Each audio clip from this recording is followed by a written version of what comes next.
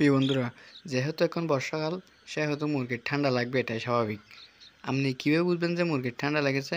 মুরগির ঠান্ডা লাগার লক্ষণগুলো হলো নাক দিয়ে পানি পড়া, গলায় গড়গড় শব্দ করা, চুনা পায়খানা করা এবং কাশি দেওয়া এবং জীবাণু। আপনি যদি এই লক্ষণগুলো দেখেন তাহলে মুরগিদেরকে ডক্সিভেট দিবেন। ডক্সিভেট মূলত ঠান্ডার ওষুধ।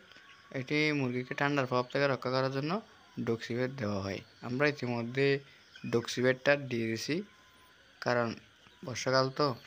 যদি দেখেন যে বেশিরভাগ মুরগির এই সমস্যাগুলো দেখা যাচ্ছে, যেমন নাক দিয়ে পানি পড়া, গলায় শব্দ করা, যদি বেশিরভাগ মুরগির এই ধরনের সমস্যা হয় তাহলে আপনি মাইকোনিট দিবেন। ডক্সিভেট এবং মাইকোনিট দুটোই ঠান্ডার ওষুধ। ডক্সিভেট হলো যদি কিছু সংখ্যক মুরগি যদি ঠান্ডার প্রভাব দেখা যায় তাহলে ডক্সিভেট, আর বেশিরভাগ মুরগির যদি ঠান্ডার প্রভাব দেখা যায় তাহলে মাইকোনিট দিতে হয়। এই দুটো ওষুধ দেওয়ার নিয়ম হলো 1 গ্রাম 1 লিটার পানির সাথে মিশ্রণ করে মুরগিদেরকে খাওয়াতে হবে। যেহেতু এই দুটো অ্যান্টিবায়োটিক ওষুধ, তাই একদিন দিলে হবে না, টানা 3 দিন দিতে হবে। বর্ষাকাল যেহেতু মুরগিরকে অগ্রিম ঠান্ডার ওষুধ দিতে পারলে ভালো, কারণ আবহাওয়ার কারণে তো মুরগির ঠান্ডা লাগে।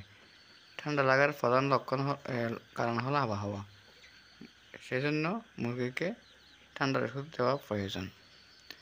আর একটি হলো বর্ষাকালে দেখা যায় বেশিরভাগ। আরেকটা হলো মুরগির সময় মুরগির ডায়রিয়া হয়। ডায়রিয়া হলে মুরগিকে জিঙ্ক দিতে হয়।